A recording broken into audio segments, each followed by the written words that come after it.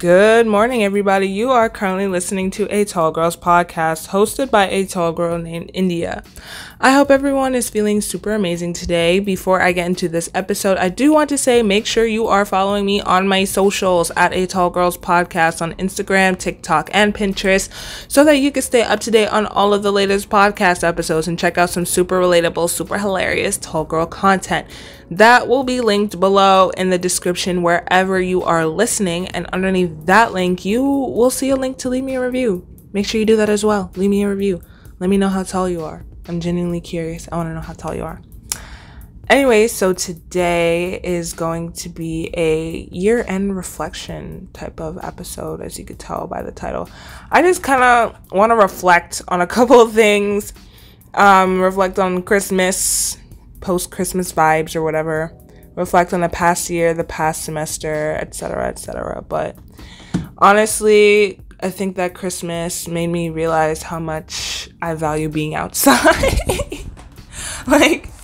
Even though I'm participating in the Christmas festivities late, after Christmas, I'm actually I'm seeing all these light shows that was supposed to be before Christmas. I'm seeing all these light shows. I'm seeing Christmas trees, all that stuff after Christmas. Yes, after Christmas. It's hilarious. But honestly, if you want to save money on these festivities, do it after Christmas because it's so much cheaper.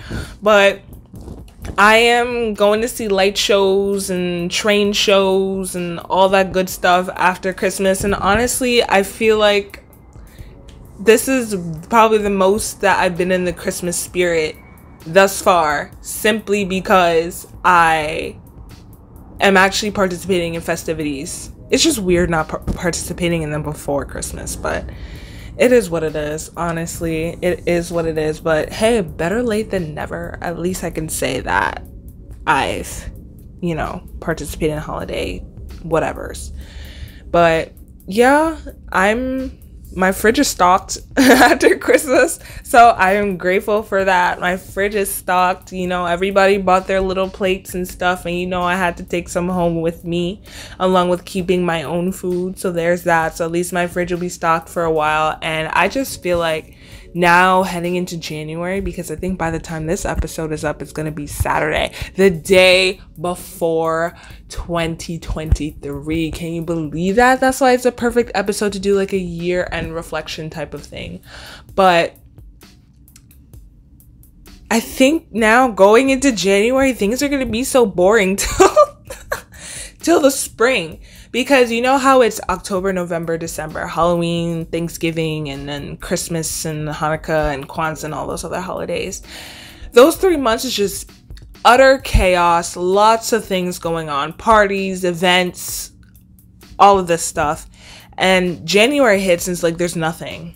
I mean, yeah, there's Groundhog Day, St. Patty's Day, all that stuff, but it's nothing. It's just bland. So I think I'm kind of excited for that period to just stare at a blank wall for a while, because this is the last week, second to last episode of Podmas and last week of Podmas. So I think I'm just ready to kind of go back to one episode a week and just stare at a wall, a blank wall, and just contemplate my life decisions.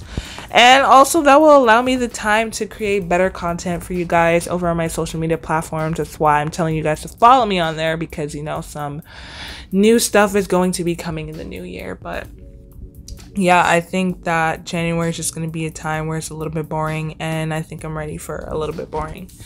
But now that it's the last day of 2022 that you're hopefully listening to this, I decided to just do a little bit of self-reflection, and maybe you can do the same with me. Hopefully this will spark you to get some reflection going. You can think back on this past year and think, what was good about this past year? And what could you have done more of? What could you have done less of? So going into 2023, we can, set our mindset to let's get it together, especially, the next 3 months are going to be literally nothing going on. It's going to be a little bit boring. So that gives you the time to actually try out new things and do new things to just set the platform for the rest of the year. So I just decided to look up some questions some questions for year-end reflection, because it's really just, I think it's a good time to just sit down and think, just think. And yeah, so let's get started with some of these questions. Number 1, what is the most important goal I achieved this year? I think this is easy. This is so easy. And I accomplished it in the first part of the year in February. So if you guys didn't know, I am a freelancer. I work in marketing. I'm a freelance content marketer. I can officially say that proudly now. That makes me so happy. But I didn't have a lot of direction with my life, I guess, before this. I think because part of it was I didn't have too much time to just sit down and think, because I was just getting boggled with so many other things. But when you're in college, whether you already graduated from college or you're about to go to college or you're thinking about going to college, or even if you haven't even gone to college, I feel like when you're in that 18 to 20 something, 24 range in your life, you just really start thinking about your life and contemplating your life decisions. Just think, what do I want to do with the rest of my life? Because that's the transition from childhood to adulthood. And it's just a really strange period where you're leaving a lot of things behind. You're trying a lot of new things out.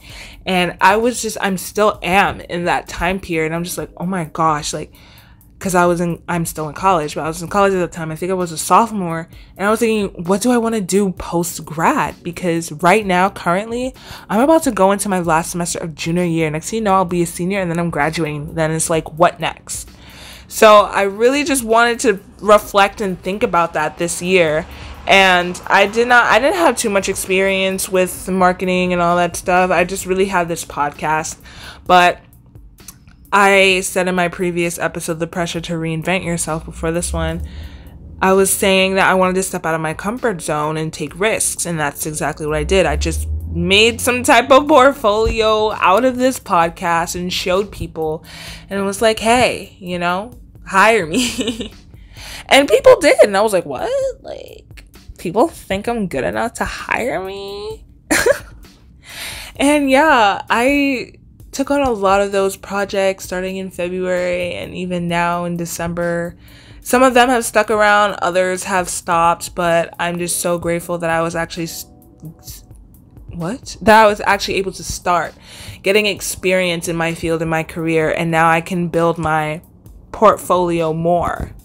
I can build my portfolio more with experience and just build my skill set, build on my knowledge. So I think that my most important goal that I achieved this year was really getting started in freelancing, content marketing, and just jump-starting my career. Because now I feel better about my post-grad plans and I feel better about my direction in life. So that's the most important goal that I achieved this year. And the next question is, what was my biggest career accomplishment? It was basically that. Finally getting started in freelance content marketing and getting these projects, and some of these people have voiced that they want to keep me on long term, and I'm so grateful for each and every experience, each and every client that I had, and I'm just happy. I really am happy about the whole career part of my life right now. So yeah, that's the biggest accomplishment. What was my biggest relationship accomplishment? Okay, so I did speak to you guys about this before, about how I had this whole self-isolation period, and I felt kind of lonely at first. I felt really lonely. I felt like I didn't have anybody, even though I did have people, but it was really more so myself. I just feel like I didn't have myself. I didn't have a good relationship with myself. So number 1, my biggest relationship accomplishment is the relationship with myself. I now really enjoy being with myself by myself. If people cancel plans or just aren't able to do anything in terms of hanging out with me, I'm so down and willing to hang out by myself. And even sometimes I have canceled plans with other people to hang out by myself. I think that the relationship with myself has greatly improved, and I am actually extremely grateful for that. So biggest relationship accomplishment was a relationship with myself, point blank, period. Next, What was the most enjoyable part of my work, both professionally and at home? I don't know if you can tell, but I really like talking. I like talking. I like talking in podcasts, talking in videos, just talking in general. So the most enjoyable part for me is just when I'm recording, like right now when I'm recording this podcast episode, when I'm recording videos for my clients. I just love recording and talking. That is so enjoyable for me. Like, I feel like I can get my ideas out and I can get my voice out, get my personality out. I just enjoy talking. So recording videos, recording podcasts, definitely the most enjoyable part of my work. In what area do I feel I've made my biggest improvements? Oof, a lot. I think that personally, in terms of how I carry myself to other people, and I just feel more confident. I think part of it definitely had to do with me changing my wardrobe. I change up my wardrobe a lot, and I still am changing it as time goes on. And I think that changing my wardrobe and then improving that relationship with myself has drastically improved my confidence in the way that I carry myself. And I think that a lot of people, even the people that have been in my life for a while, and even new people can see that. The old people can see the difference, and the new people can see that I just, carry myself in a high fashion. So I think that I've made improvements in the relationship with myself and how I carry myself and how I perceive myself immensely. Next question. What was the most challenging part of this year for me? Girl. I've been discussed this over and over again. If you didn't know, I spent my first 2 years of college completely online, and this past semester was the first semester that I was in person. That in and of itself was challenging. When did I start? I started in August, end of August, all the way up to December. The entire semester was challenging, okay, in terms of commuting, time management, trying to form relationships with people, finals.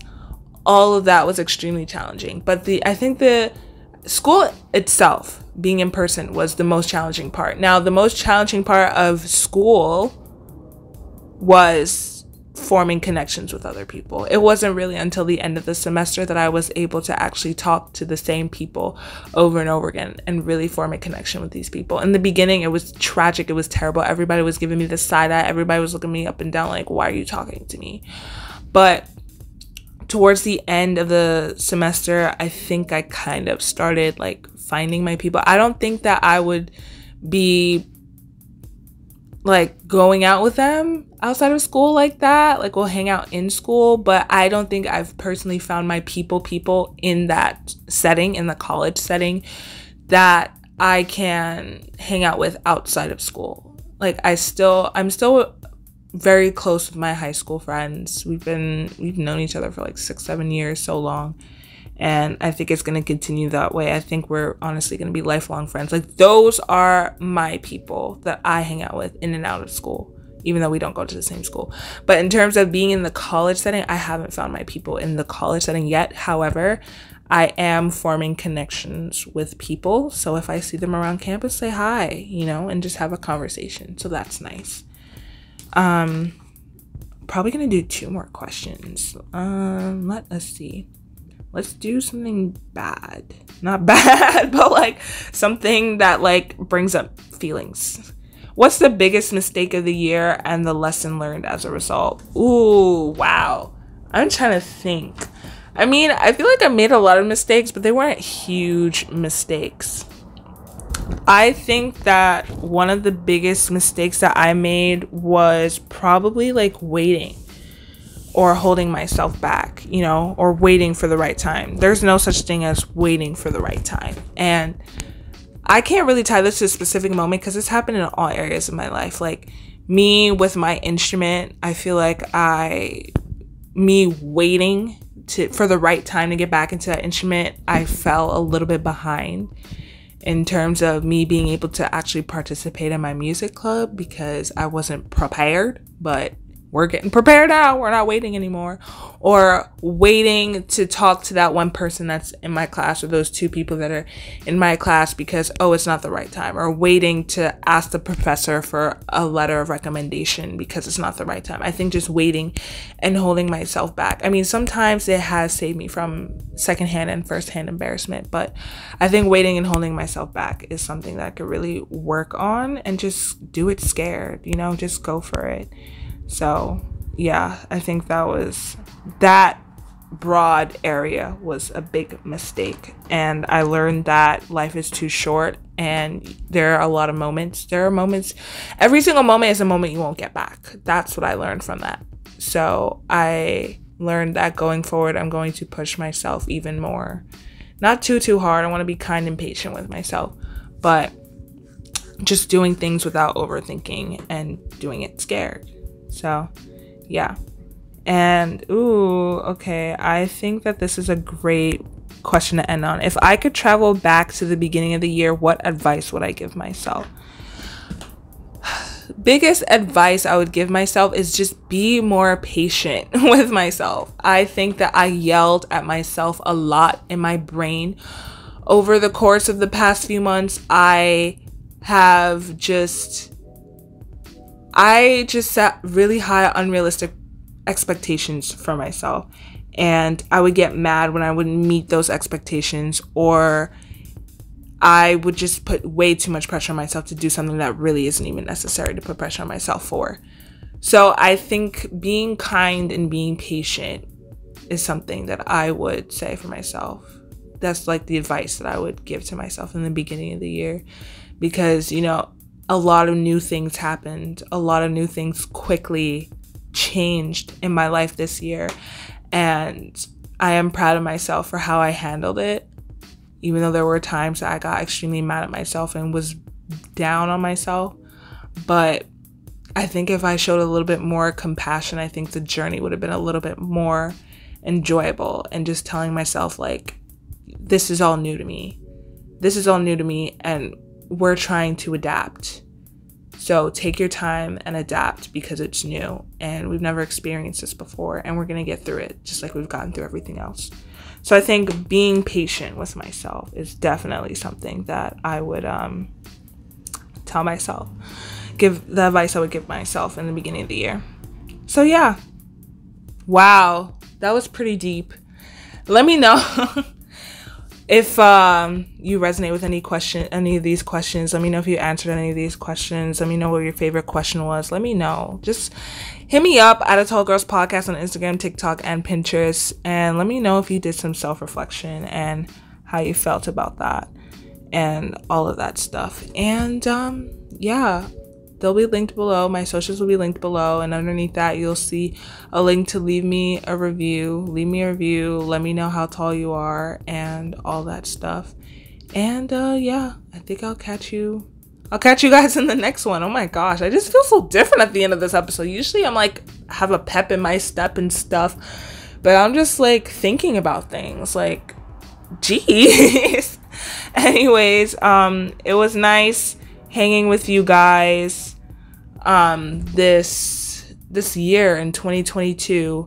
It was so nice to just have this podcast and just connect with you guys on a different level. And we're gonna go into 2023 being awesome. So I'm really proud of you. I'm proud of us. And I'll see you in 2023. Good night and goodbye.